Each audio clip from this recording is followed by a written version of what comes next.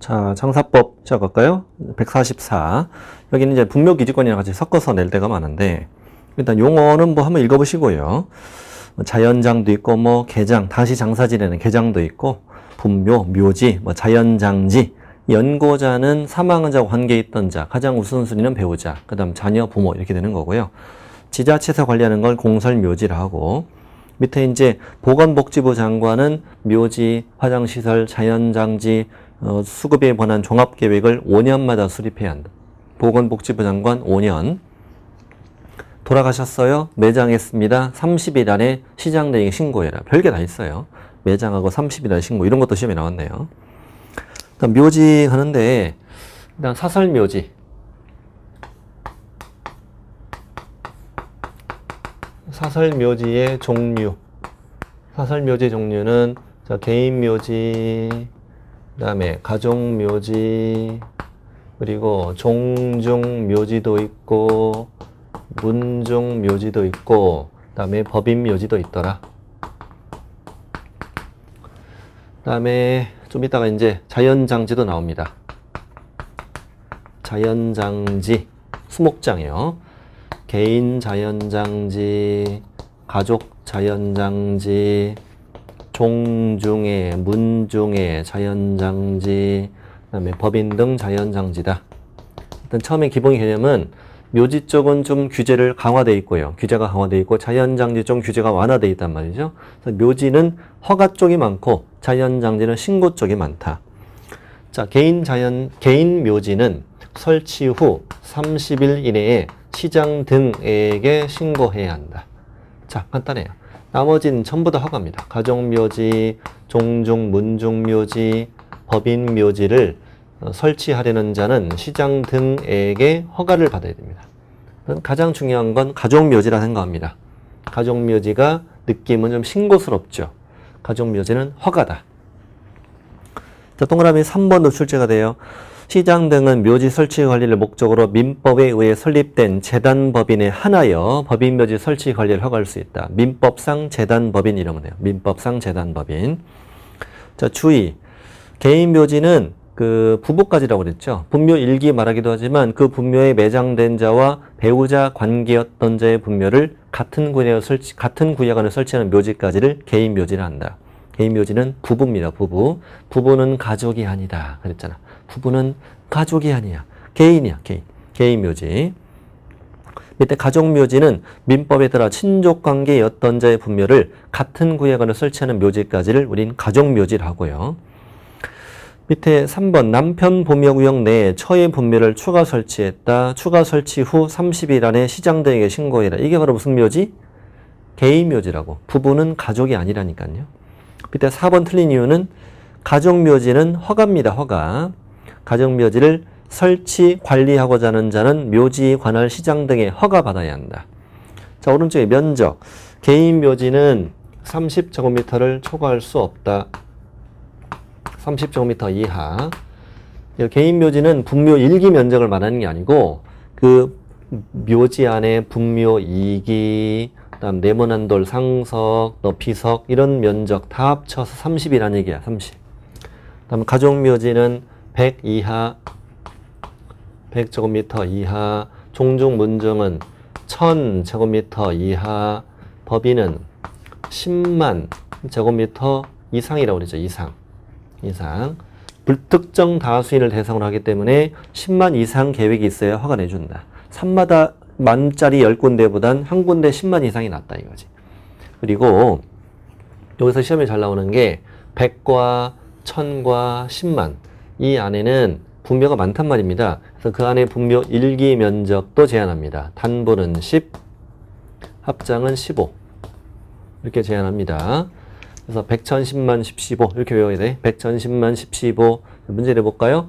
가족묘지 안에 분묘 1기 그 다음에 시설물의 면적은 합장하는 경우 15제곱미터 초과할 수 없다. 5, 100, 1000, 10만, 10, 15 100, 1000, 10만, 10, 15 이렇게 외우셔야 돼.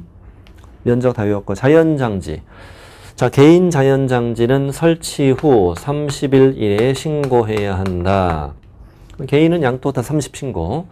가족 자연장지, 종중, 문중 자연장지를 조성하려는 자는 시장 등에게 신고해야 한다. 이걸 우린 미리 신고를 하죠. 조성하려는 자는 시장 등에게 신고해야 한다. 법인은 당연히 허가입니다. 그래서 이게 중요하다고요. 가족 묘지는 허가, 가족 자연장지는 미리 신고, 종중 문중 묘지 허가, 종중 문중 묘지, 종중 문중 자연장지 미리 신고. 그래서 30신고 허가 30신고 미리 신고 허가 이렇게 외우셔도 돼요.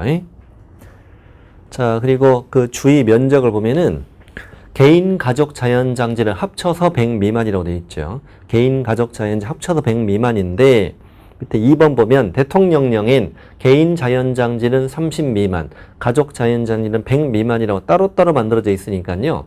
합쳐서 물어보면 100 미만, 따로따로 보는 30 미만, 100 미만이 답하시면 돼요. 종중 문중 자연장지는 2000 이하로 돼 있네요. 아까 묘지는 1000이더니 여기 2000까지 올라갔네요. 2000까지. 자, 됐고 그 다음에 4번 틀린 이유는 문중 자연장지를 조성하려는 자는 시장 등에게 신고한, 미리 신고입니다. 자, 법인은 허가인데 종기단체 4만 이하, 나머지 법인은 5만 이상 이렇게 돼 있는데 거기까지 외우기는 어려워요. 자, 뒤로 가시고 사설묘지 설치 기준은 다음에 거리 이상 떨어져야 된다는 거 묘지가 1번 이렇게 외우면 돼요. 도로, 철도, 하천. 자, 저처럼 해보세요. 자, 손바닥 펴시고 도로, 철도, 하천 300m죠? 300m 떨어져야 되는데 그래서 개인 가족 묘지는 면적이 좁으니까 200m면 된다. 이렇게 하는 거지. 다시 이렇게 합니다. 도로, 철도, 하천 300m, 개인 가족은 좀 봐주자. 이렇게 도로, 철도, 하천 300인데 개인 가족은 좀 봐주자. 밑에 학교나 20호 이상 인가 밀집 지역이나 공중이 수시로 집합을 한 시설, 사람이 있잖아요. 사람이 있는 곳이니까 이렇게 합니다. 걸어 다닌다. 다시 시작. 걸어 다닌다. 얼마? 500인데 개인 가족은 좀 더 봐주자. 300. 이렇게 하면 금방 외워져요. 시험에는 한 번도 안 나왔는데 아직. 자, 분묘 설치 기간. 자, 또 이 묘지 쪽입니다. 분묘는 설치 기간이 기본 30년 하자. 그리고 연장을 할 수 있는데 연장은 딱 한 번만 30년으로 하여 연장하여야 한다. 연장하고 싶으면 도중에 합장하면 날짜를 다시 산정한다. 30년, 이거 30년, 최장 60년이고 그 다음에 지방자치단체는 조례로 5년 이상 30년 미만으로 연장 기간을 단축할 수 있고요. 5번이 3번이나 나왔어요. 설치기간이 끝나면 1년 안에 철거하고 화장 또는 봉안해야 됩니다. 1년.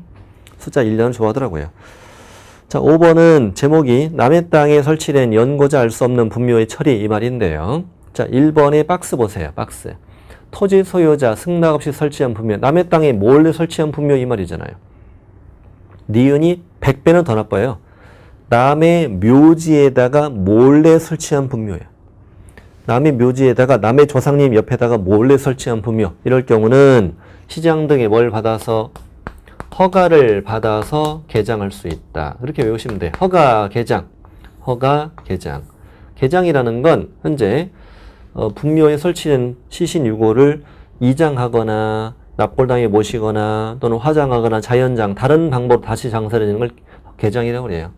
신고가 아니라는 걸 조심한다. 신고가 아니라 허가를 받아 개장할 수 있다. 그리고 이게 개장을 하려면 미리 몇 개월 이상 3개월 이상 기간을 정하여 그 뜻을 그 분묘 연고자 설치자에게 알려라. 알리는 연락처를 모르면 공고해라. 3개월 기각하시면 되고요. 그리고 이어서 그 3번은 뭐냐면 이 무연고 분묘의 연고자가 시간이 20년이 흘러서 나 시효 취득했어 라고 주장할 수 있죠. 분묘 기리권의 시효 취득을 방지하기 위하여 토지 소유자, 묘지 설치자, 연고자에게 토지의 사용권은 물론이고 분묘의 보존을 위한 권리를 다 주장할 수 없다. 이 말은 괄호 안에가 중요합니다. 장사법 시행된 데가 2001년 1월 13일 날 시행됐는데 날짜는 몰라도 돼요. 장사법 시행 전에 남의 땅에 승낙 없이 설치한 분묘는 지금도 20년 흐려서 시효 취득이 가능해요.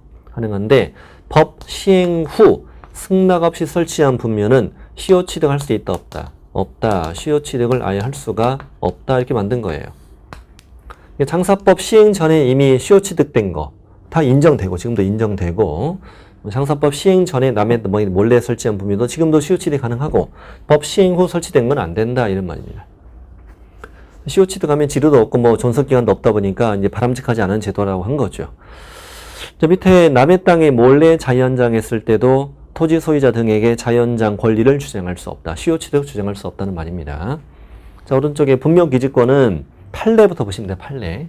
판례 보면은 1번, 2번 묶어보시고 분묘기지권은 일단 남의 땅에 취득한 거잖아요. 그러니 그 효력 미치는 범위 아닐지라도 새로운 분묘를 설치하는 건 안 됩니다. 내 마음대로 다른 곳으로 이장할 수도 없습니다. 그렇죠. 그리고 단분 형태 합장도 허용되지 않습니다. 자, 그러나 동그라미 2번은 예외인데 분묘기지권에 기하여 보존되어 얻은 분묘들 여러 개의 분묘죠 지금. 남의 땅에 우리 조상님을 다 모셨다 이거야. 뭐 증조할아버지, 증조할머니, 할아버지, 할머니 모셨는데 이렇게 여러 개의 분묘에 대해서 분묘기지권을 취득했을 경우는 그 효력에 미치는 범위 내에서 이장할 수 있으며 그 이장된 분묘를 위해서도 분묘기지권의 효력인 그대로 유지가 된다 이 말입니다. 여러 개의 분묘에 대한 분묘기지권 취득일 땐 그 효력 범위 내에서 이장이 가능하다 이렇게 공부하시면 돼요. 3, 4 분묘기지권이라는 것은 분묘의 수호 봉제사를 위한 필요한 범위 내에서만 타인 토지를 점유하는 것이니까 점유가 소유에 의사한 추정되지 않는 타주점이라 이거예요. 근데 4번 예외적으로 매수인이 착오로 인접 토지의 일부를 그가 매수 취득한 토지라고 믿고 점유하였는데 그 인접 토지의 점유 방법이 분묘의 설치 관리이어도 이 경우에는 자주점유로 본다. 자, 5번 분묘가 멸실되었어. 그래도 유골이 존재하고 원상회복 가능하고 일시적인 멸실에 불과하면 소멸하지 않는다. 다음 6번은 분묘기지권의 효력 범위가 그 분묘기지 자체만 미치는 건 아니죠. 주의 공지까지 미친다. 그 다음에 7번 분묘기지권 존속기간은 약정이 있으면 그에 따르나 약정이 없는 한 분묘가 있는 한 봉제사 계속하는 한 계속된다. 8번 분묘기지권의 소멸은 권리자가 의무자에게 그 분묘기지권을 포기하는 의사표시함으로써 바로 소멸한다. 점유까지 포기해야 소멸하는 건 아니다. 최근에 다 시험에 나왔던 것들입니다. 다음 주택임대차보호법 가겠습니다. 주택임대차보호법은 이제 1980년에 만들어졌는데 민법의 특례를 규정하여 국민의 주거생활 안정을 보장함을 목적으로 한다고 하잖아요. 이 주임법은 민법에서는 판례 위주로 나오는데 중개실무는 최근 몇 년 동안 판례가 시험에 나온 적이 없습니다. 실무, 우리는 중개실무이기 때문에 실무적인 거, 그 말 곧 법조문 위주로 출제된다 이 말이에요. 법조문 위주로 출제된다. 그래서 오늘 학습은 법조문 위주로 학습을 하게 될 겁니다. 일단 분묘기지권 죄송합니다. 주임법의 탄생 배경이 뭐냐 이거지. 탄생 배경은 자, 임대인과 임차인 사이에 임대차 계약이 체결되었는데 주임법이 만들어지기 전에는 뭐 등기 아닌 방법이 없죠. 근데 등기 안 해주는 거야. 그러니 채권 계약에 불과한 임대차 계약은 주택이 매매되었을 때 양수인에게 대항할 수 없는 것이다. 그러니 뭐 대항할 수 없는 방 빼면 빼야 되는 거잖아. 보증금 못 챙길 수도 있는 거고. 그러니 안 되겠다. 등기 없이 대항력을 취득할 수 있도록 법을 만들자. 인도받고 주민등록을 하면 다음날 제3자에 대해 효력이 생긴다. 주민등록을 대항요건으로 선택한 이유는 주민등록은 임대차의 공시방법이다. 임대차의 공시방법. 이 집엔 소유자가 아닌 제3자가 살고 있다는 걸 알 수 있게 하는 방법이라는 거죠. 그래서 주민등록이 잘못되면 대항력 없다. 근데 대항력 없다는 거를 판례는 임대차 공시방법으로 유효하지 않다. 대항력이 있다. 임대차 공시방법으로 유효하다. 이런 식으로 표현하죠. 이렇게 대항력을 취득하면 양수인은 임대인 지위를 승계한다. 임대인 지위를 승계하고 보증금 반환 채무. 보증금 반환 채무도 주택의 소유권과 함께 일체로서 양수인에게 이전된다. 그럼 임차인은 당연히 이 양수인에게 보증금 청구할 수 있죠. 그러나 판례는 임차인은 양도사실한 때부터 상당 기간 내 임차인은 이의 제기할 수 있으며 이렇게 이의를 제기한 경우에는 양도인의 보증금 반환 채무는 소멸하지 않는다. 전 임대인에게도 보증금 반환 청구할 수 있다. 이런 판례도 있죠. 이의 제기했을 경우에는 일단 그 판례가 나올 겁니다. 이런 걸 우린 대항력이라 하죠. 대항력. 그러나 이제 대항력은 다음날 취득하기 때문에 저당권이 7월 1일 날 등기되었고 임차인의 주민등록이 7월 1일이라면 누가 선순위? 저당권 선순위죠. 대항력은 다음날 생기니까. 이 경우는 1번의 저당권이고 2번의 임차인이 대항력을 취득한 상태인 거죠. 경매되면 저당권 소멸, 임차권은 저당권에 대항할 수 없으니 소멸한다. 이 정도는 이미 다 알고 있죠. 기본 논리는 알아서 알고 계시라 생각하고요. 이번엔 저당권이 7월 2일 날 등기되었고 주민등록이 7월 1일 날 되었다면 이때 누가 선순위죠? 임차인의 선순위가 되는 거죠. 대항력은 다음날 0시 생기니까. 그럼 이 경우는 임차인은 1순위. 그럼 2번에 이제 저당권 이렇게 되는 경우인데 저당권은 매각으로 항상 소멸하고요. 임차권은 저당권에 대항할 수 있으니까 이때는 인수된다. 대항력 있다. 대항력이 있다는 얘기는 이 상태에서 경매됐죠. 경락인은 임대인 주에 승계하는 거죠. 보증금 인수하는 거고, 보증금 인수하는 것이고. 이건 기본이고. 그럼 이런 건 어때요? 1번 저당권 A, 2번에 임차인이 대항력 취득, 3번에 저당권 B가 있는데 이자가 경매를 신청했다. 자, 그래도 모든 저당권은 소멸한다. 임차권은 그 1순위 저당권에 대항할 수 없으니까 이때도 소멸한다. 대항력 없다 이거지. 그래서 이 대항력 없는 임차인 이분들을 위해서 주택임대차법에서 어떤 제도를 또 만들었어? 우선 변제권이라는 제도를 또 만들었죠. 우선 변제권은 인도받고 주민 등록하고 확정일자를 찍으면 우선 변제권이 생기는데 우선 변제권의 뜻은 경매시 매각대금, 건물 그리고 대지 포함하죠. 매각대금으로부터 후순위보다 우선 변제받을 권리란 뜻이죠. 그럼 이 저당권은 이 매각대금으로부터 얘들보다 먼저 배당받을 권리가 있죠. 다 받았어. 소멸. 우선 변제권 소멸. 현재 임차인이 뭘 찍으면 확정일자를 찍으면 우선 변제권 생깁니다. 확정일자 없으면 배당에서 얘보다 먼저 배당받을 권리가 없습니다. 확정일자를 찍으면 우선 변제권 생기는데 경매시 매각대금으로부터 후순위보다 우선 변제받을 권리가 있지. 근데 반밖에 못 받았어. 그래도 여기서 더 줄 게 없으니까 소멸. 3번 저당권은 이 매각대금으로부터 후순위보다 먼저 배당받을 권리 있는데 여기서 줄 게 하나도 없어. 그래도 소멸. 줄 게 없으니까. 이 매각대금으로부터 후순위보다 먼저 배당받을 권리를 우선 변제권이라 한다. 근데 여기 1번 임차인의 경우는 확정일자를 찍게 되면 대항력과 우선 변제권을 모두 갖는 거야. 이자는 대항력 없으니까 배당 반밖에 못 받아서 방 빼는 건데 이자는 둘 중에 선택할 수가 있다. 대항력을 선택하면 집주인 바뀌어도 계속 계속 살 수 있는 거고 우선 변제권 선택하면 1번으로 다 배당 받고 나가는 거죠. 근데 매각대금이 예를 들어 1억이라 하자. 근데 전세 보증금이 2억이래. 근데 이자는 우선 변제권을 선택했어. 우선 변제권은 소멸하죠. 1억 배당받고 나머지 1억 못 받았잖아. 나머지 배당받지 못한 금액은 다 대항할 수 있다. 그래서 보증금이 모두 변제되지 아니한 대항력 있는 임차권은 경매로 소멸하지 않는다. 이렇게 얘기하잖아요. 자, 이제 이게 주임법에 의한 서론 부분이에요. 자, 148 들어갑니다. 맨 위에 주거용 건물이어야만 주임법의 보호를 해줍니다. 주거용 건물이 아니면 주임법의 보호를 받을 수가 없어요. 등기 없이 대항력 우선 변제권 인정하기 때문에 꼭 주거용 건물이어야 하는데 2번이 중요해요.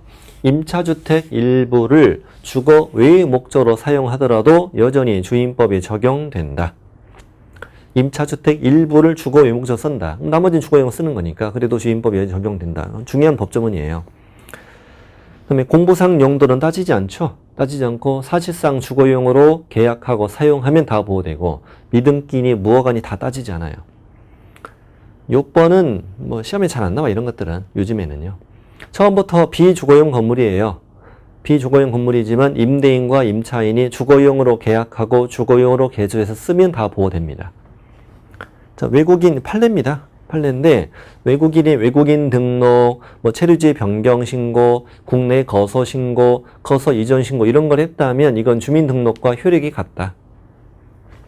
2번도 판례인데 우리 가족의 주민등록으로도 대항력은 인정되잖아요. 인정되는데 이 법리는 두 번째죠. 이 법리는 재외동법법에 의한 재외국민이 임차인인 경우에도 마찬가지로 적용된다. 재외동법법에 의한 재외국민이 임차인인 경우에도 가족의 주민등록으로도 대항력을 적법하게 취득할 수 있다 이 말이죠. 자, 일시의 사용 적용 안 됩니다. 법인은 박스 안에 있는 법인만 대항력을 취득할 수 있습니다. 한국토지주택공사, 지방공사가 주택도시기금으로 저소득층 무주택자를 위하여 주택을 임차했지. 지금 토지주택공사와 지방공사가 주택을 임차했다는 거예요. 그리고 그들이 선정한 입주자가 인도받고 주민등록을 마치면 그 토지주택공사와 지방공사가 대항력을 취득한다는 얘기예요. 그 법인이 대항력을 취득한다고. 원래 법인은 주민등록 안 되잖아요. 법인이 주민등록을 할 수 없으니까 원래 법인은 대항력 취득이 안 됩니다만 법으로 할 수 있게 만든 거죠. 그 지방공사도 이미 출제됐어요. 주택사업을 목적으로 설립된 지방공사예요. 원래 정확한 의미는. 주택사업을 목적으로 설립된 지방공사. 그다음 중소기업도 마찬가지입니다. 중소기업이 직원의 주거용으로 주택을 임차하고 그 직원이 인도받고 주민등록 마치면 그 중소기업이 다음날 대항력을 취득하는 거야. 근데 그 다음이 중요합니다. 임대차 끝나기 전에 직원이 변경되었다. 새로운 직원이 인도받고 주민등록 마치면 다음날 새로운 대항력이 생기는 거예요. 중소기업 임차인은 변하지 않았잖아요. 그러니 대항력이 쭉 유지된다라고 사람들이 생각할까봐 아니야 라고 법을 그렇게 만든 거죠. 새로운 대항력이 생긴다. 나머지 안 보는 건 이제 읽어보세요 여러분께서. 자, 임대차 오른쪽 대항력. 인도받고 주민등록 마치면 다음날 생깁니다. 7월 15일 주민등록했어. 7월 16일 0시에 대항력을 취득하니 7월 15일 저당권 되었다면 저당권이 선순위가 됩니다. 임차주택 양수인, 임대인 집에 승계한 것으로 본다. 3번 아까 말씀드린 거예요. 임대차 기간이 끝났어. 근데 보증금을 다 받을 때까지 임대차 관계는 계속 존속되는 것으로 보잖아요. 그러니 그 상태에서 주택이 양도되었어도 양수인은 임대차가 종료된 상태에서 임대인 지위를 승계해요. 승계합니다. 그러니 저 양도인의 보증금 반환 채무는 소멸하는 거죠. 임대인 지위도 없어지는 거고.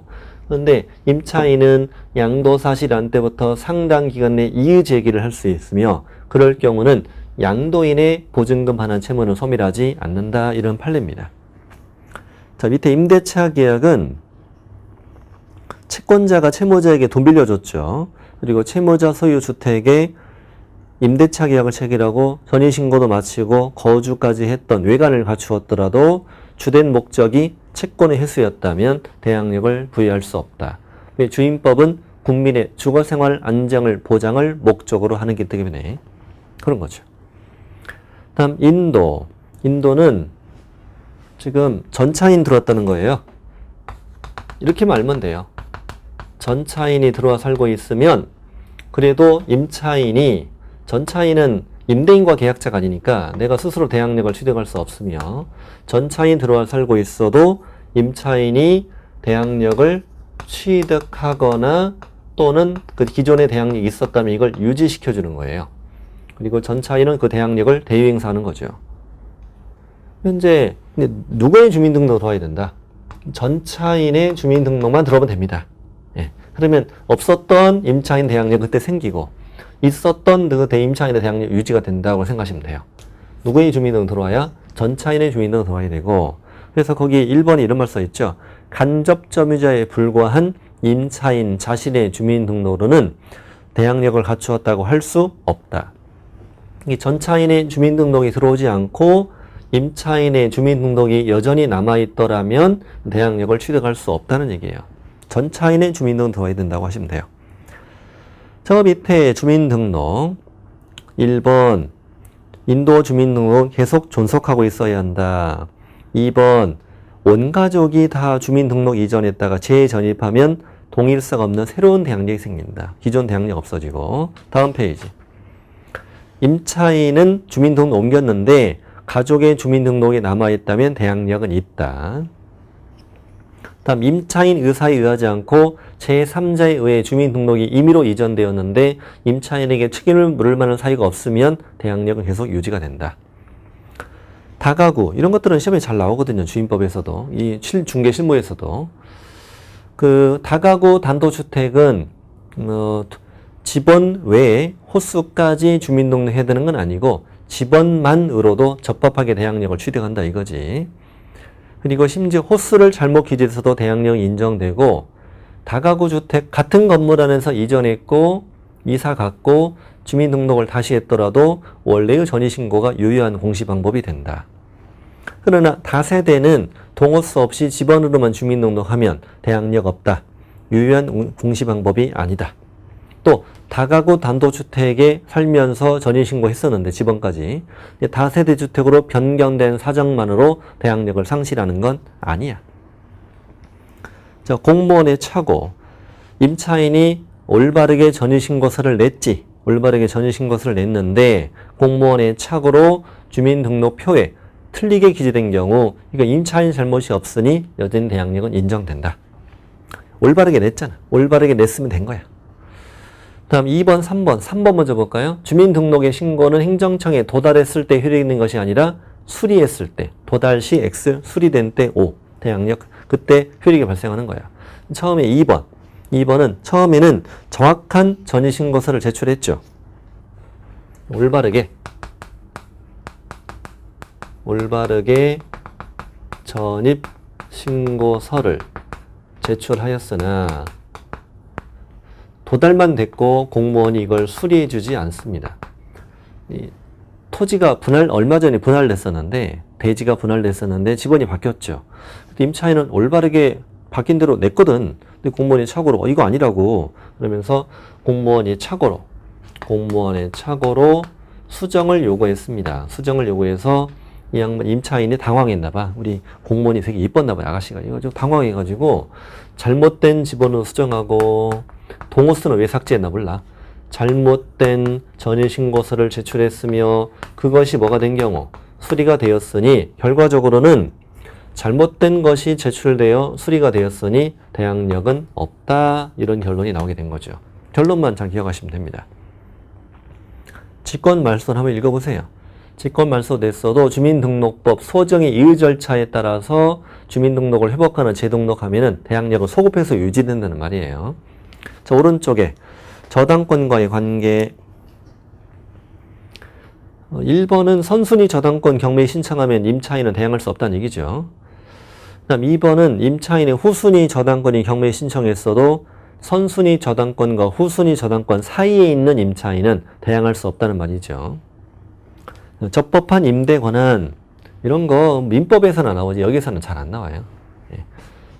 자, 또 제가 좀 미련이 남으니까 자꾸 합니다. 원래는 안 해도 되는데 자꾸 또 여러분 위해서 해드리는 거고 사실은 뭐 안 하면 또 안 한다고 뭐라 하시는 분도 계시니까 하는 거예요. 예. 그런 이유도 있어요. 근데 자 가죠. 임대인 임차인인데 그 1번에 뭐라고 써있냐면 임대인에게 뭐가 없대? 소유권 없대. 임대인에게 소유권이 없으며 적법한 임대 권한도 없대. 임대 권한도 없더라도 임대차 계약은 유효하게 성립한다. 채권 계약이므로. 그러나 그 다음 뭐라고 써있냐면 적법한 임대 권한이 없는 사람과 임대차 계약을 체결하면 주임법이 적용되지 않는다. 거기 뭐라고 쓰냐면 법의 보호를 받을 수 없다는 얘기야. 임차인. 주임법 적용되지 않는다는 말은 임차인이 주임법의 보호를 받을 수 없다는 뜻이에요. 자, 그러면 임차인이 법의 보호를 받으려면 이자가 소유권이 있거나 아니면 적법한 임대 권한이 있으면 되는 거지. 그러니 이자가 임차인이 법의 보호를 받기 위해서 이자가 꼭 소유자임을 요하는 건 아니지. 그래서 3번에 뭐라고 되어 있냐면 주임법이 적용되는 임대차가 주택의 소유자와 임차인 사이에 그 주택의 소유자인 임차인과 주택의 소유자인 임대인 사이에 임대차 계약이 체결된 경우로 한정되는 건 아니라고. 꼭 소유자임을 요하는 건 아니라고. 그러나 적어도 그 주택에 관하여 적법하게 임대차 계약을 체결할 수 있는 권한을 가진 임대인이 임대차 계약을 체결할 것이 요구된다. 꼭 적법한 임대 권한이 있어야 한다는 거예요. 법의 보호를 받기 위해서는. 자, 여기까지 잘 익혀두시고, 그래서 어떤 일이 있었느냐면 이자는 주택의 매도인, 이자는 주택의 매수인, 둘 간에 이제 아파트 매매 계약이 체결됐는데 아직은 잔금을 치르긴 전이었어. 근데 갑이 이 비어있으니 네가 알아서 써라 라고 주택을 넘겨주죠. 넘겨줬을 때 판례는 뭐라고 했냐면 이 매수인은 아직 뭐는 아니지만 소유자는 아니지만 적법한 임대 권한을 묵시적으로 부여받았다라고 볼 수 있다. 그러니 이 매수인으로부터 주택을 임차한 임차인이 대항 요건 갖추었는데 그 이후에 매매 계약이 뭐 되어도 해제가 되더라도 매도인의 명도 청구에 대항할 수 있다는 내용의 이제 판례가 되겠습니다. 그게 이제 4번입니다. 자, 5번은 임차인 갑이 경매에서 최고가면서 신고인이었던 을과 임대차 계약을 체결했고 인도받아 전입신고를 마쳤거든요. 근데 최고가 매수 신고인이었던 을을 그 상태에서는 적법한 임대 권한이 있다는 걸 인정할 수 없다고 했어요. 그냥 그렇게 외우시면 돼요. 최고가 매수 신고인인 임대인은 적법한 임대 권한이 없다. 아직 뭐 소유자가 될 것으로 확실시 되는 건 아니란 얘기죠. 3번은 반가라 3번. 갑이 주택을 판과 동시에 다시 임차했죠. 매도와 동시에 임차했다. 매매계약서, 임대차 계약서 다 썼다 이거죠. 계약서 5월 1일, 이걸 앞으로 소유권 이전 등기된 날이 7월 1일. 이날 저당권 들어오죠. 경매됐죠 지금. 경매됐을 때 이 갑은 나는 오래전부터 주민등록하고 살아왔으니 내가 선순위다 이렇게 주장한 거지. 그러나 판례는 을 앞으로 이전 등기가 되기 전까진 이 주민등록은 소유자로서의 주민등록이다. 그러면 을 앞으로 이전 등기 된 날 임차인으로서 주민등록을 다시 한 것이다. 그런데 대항력은 일 앞으로 소유권 이전 등기가 된 다음 날 대항력을 취득한다. 이런 내용이죠. 다음 우선 변제권. 우선 변제권 1번 뜻이에요. 대항력관 갖추고 계약세 확정이자 받으면 경매나 공매가 됐을 때 대지 가격을 포함한 임차제 때 환가 대금에서 후순위 권리자 기타 채권자보다 보증금을 우선 변제 받을 권리가 있다. 이런 말입니다. 자, 2번은 확정이자 받은 계약서에 아파트 명칭, 동호수 기재를 누락했더라도 그 확정이자 받은 계약서는 둘이 진정으로 작성된 계약서라면 계약서 무효 아니다. 확정이자 요건을 갖추었다고 갖추지 못했다고 볼 수는 없다. 인정된다 이거야. 다음에 우선 변제권 발생 시기라고 돼 있는데 거기 표를 보시면 보통 주민등록 확정이자 같은 나라죠. 같은 나라면 다음 날 대항력 우선 변제권이 함께 발생합니다. 우선 변제권은 대항력이 발생하기 전에 먼저 발생하진 않거든요. 근데 임차인 을 같은 경우는 7월 15일 주민등록했고 확정일자를 7월 14일 미리 한 달 전날 찍어뒀다. 뭐 등기소나 공증인 사무실 이런 데로 찍을 수 있으니까요. 그랬어도 대항력이 생겨야 우선 변제권도 함께 생깁니다. 갑과 을은 결론이 같다는 얘기인데 그래서 저 위에 3번 문장 보면은 임차인이 주택의 인도와 주민등록 마친 당일 확정일자 찍은 사람은 갑이죠. 또 주민등록 그 이전에 확정일자 갖춘 사람은 을이죠. 둘 다 우선 변제권 발생 시기는 인도와 주민등록 마친 다음 날이라고 답하셔야 된다. 다음 날. 그날이 아닙니다. 다음 날. 자, 다음 병은 임차인 병은 이렇게 되어 있죠. 임차인 병은 주민등록을 7월 15일 날 했고 확정일자를 찍었는데 언제 찍었냐? 7월 17일로 찍었다. 나중에 찍을 수도 있는 거니까. 이럴 경우에 대항력 언제 생기느냐? 대항력은 무조건 주민등록관 다음날 생겨요. 7월 16일 다음날 0시에. 근데 우선 변제권이라는 것은 이 두 가지가 만나야 된다고. 그러니 만난 때가 바로 7월 17일이죠. 7월 17일 날 우선 변제권이 나중에 생기는 거예요. 이게 발생 시기가 다를 수도 있어요. 근데 만약에 저당권이 7월 16일 날 등기가 되었다. 그래도 이자는 대항력은 저당권에 앞서 있죠. 그러나 우선 변제권은 저당권 임차인보다 선순위가 되는 거죠.